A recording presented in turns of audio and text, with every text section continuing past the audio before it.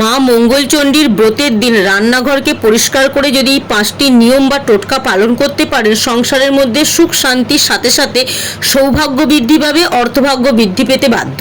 তবে মাথায় রাখবেন, এই মা মঙ্গলচণ্ডী মায়ের ব্রত বা পুজো পড়েছে 9ই জুন, যেটাকে মহাযোগ বলে উল্লেখ করা হচ্ছে, কারণ জ্যৈষ্ঠ মাসের এই দিন হচ্ছে মঙ্গলবার, শেষ মঙ্গলবার, যেটা বড় মঙ্গলবার নামে পরিচিত। এই দিন কিন্তু হনুমানজির পুজোর জন্য বিশেষ দিন, তার সাথে মা মঙ্গলচণ্ডী মায়ের পুজো পড়েছে, তাই এই দিনটিকে মহাযোগ হিসাবে গণ্য করা হচ্ছে। এই দিন যদি আপনি আপনার রান্নাঘরে 5টি নিয়ম বা টোটকা পালন করতে পারেন, অন্নপূর্ণা দেবীর সাথে সাথে কিন্তু মা মঙ্গলচণ্ডী মায়ের আশীর্বাদের সাথে সাথে আপনি হনুমানজির আশীর্বাদ লাভ করতে পারবেন। আর আমরা সকলেই জানি, হনুমানজির আশীর্বাদ লাভ করতে চাইলে মহাদেবের আরাধনা কিন্তু অত্যন্ত শুভ। এই দিন কিন্তু মহাদেবের পুজো করতে ভুলবেন না। এই দিন আপনারা রান্নাঘরে প্রথম যখন রান্না করতে ঢুকবেন, রান্নাঘর তো পরিষ্কার করে রাখবেন, তবে এই দিন অর্থাৎ 9ই জুন মঙ্গলবার দিন আপনি যে প্রথম রান্নাটা আপনি এই দিন করবেন, সেই রান্না করার আগের মুহূর্তে একটি পরিষ্কার পাত্রে কিছুটা কাঁচা চাল এবং তার সাথে কিছুটা পরিমাণ গাওয়া ঘি যেটাকে বলা হয়, গরুর টাটকা গাওয়া ঘি যদি আপনারা একটা পাত্রে তুলে আলাদা করে রেখে দিতে পারেন, এবং যে ব্রত সম্পন্ন হওয়ার পর বা পূজা অর্চনা শেষ হওয়ার পর সন্ধ্যার দিকে বা ঠিক তার পরের দিন আপনারা যদি এই চাল বা ঘিটাকে কোনো পাখিদেরকে খাইয়ে দিতে পারেন, অত্যন্ত শুভ বলে মনে করা হয়। এতে কিন্তু আমাদের গৃহে বা আমাদের সংসারে কখনো অর্থের অভাব হবে না। এই দিন আপনি আপনার রান্নাঘরে যে প্রথম নিরামিষ খাদ্যটি তৈরি করবেন, হতে পারে সেটা ভাত, হতে পারে সেটা রুটি।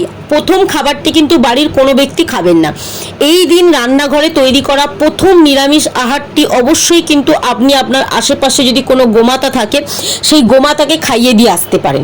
যদি গোমাতা না থাকে, গোমাতার উদ্দেশ্যে কিন্তু কোথাও সেটিকে রেখে দিয়ে আসতে পারেন। এই দিন যদি কোনো রুটি বা কোনো নিরামিষ আহার বা অন্নের মধ্যে কিছুটা পরিমাণ সামান্য গুড় মিশিয়ে, একদম সামান্য পরিমাণ গুড় মিশিয়ে গোমাতাকে খাইয়ে দিয়ে আসতে পারেন, তারপর যদি আপনারা খাবার রান্নাঘরে তৈরি করা খাবার আপনারা খেতে পারেন, অত্যন্ত শুভ। এই দিন গোমাতাকে প্রথম খাদ্যটি খাওয়ালে কি হয় জানেন তো, আমাদের সংসারে থাকা বাস্তুদোষ কেটে যায়। এই শুভ দিনে আপনার রান্নাঘরে যে লবণের পাত্র আছে বা নুনের পাত্র আছে, সেটি যদি কাঁচের হয়, সেই লবণের পাত্রের মধ্যে 4টি আস্ত ফুলযুক্ত লবঙ্গ যদি রাখতে পারেন, তাহলে কিন্তু পরিবারের প্রতিটা সদস্যের মধ্যে কাজের প্রতি মনোভাব বা মনোযোগ বৃদ্ধি পায়।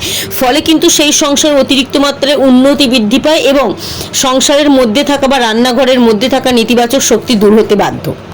আপনি যখন এই দিন গ্যাস ওভেনে বা উনুনে রান্না করবেন, সেই উনুন বা গ্যাস ওভেন কিন্তু ভালো করে পরিষ্কার করার পর সিঁদুর বা চন্দন দিয়ে সেই গ্যাস ওভেনের ওপর স্বস্তিক চিহ্ন আঁকুন। এতে কি হয়, আপনি যে রান্না করবেন সেই রান্না কিন্তু আমাদের স্বাস্থ্যের জন্য অতিরিক্ত সুরক্ষিত বলে মনে করা হয়, যা অতিরিক্ত মাত্রায় পুষ্টিগুণ বৃদ্ধি পেতে পারে মা অন্নপূর্ণা দেবীর আশীর্বাদে।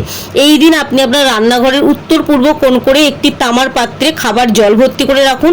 সন্ধ্যার সময় ব্রত সম্পন্ন হওয়ার পর বা পুজো সম্পন্ন হওয়ার পর তার মধ্যে কিছুটা গঙ্গা জল মিশিয়ে সেই জলটিকে রান্নাঘরের প্রতিটা কোনায় কোনায় ছিটিয়ে দিন। অত্যন্ত শুভ বলে মনে করা হয়, যে আমাদের জন্য, আমাদের পরিবারের জন্য এবং আমাদের বাস্তুদোষ দূর করতে সংসারে অতিরিক্ত পরিমাণে বৃদ্ধি করে, নেতিবাচক শক্তি আস্তে আস্তে দূর হয়ে যায়।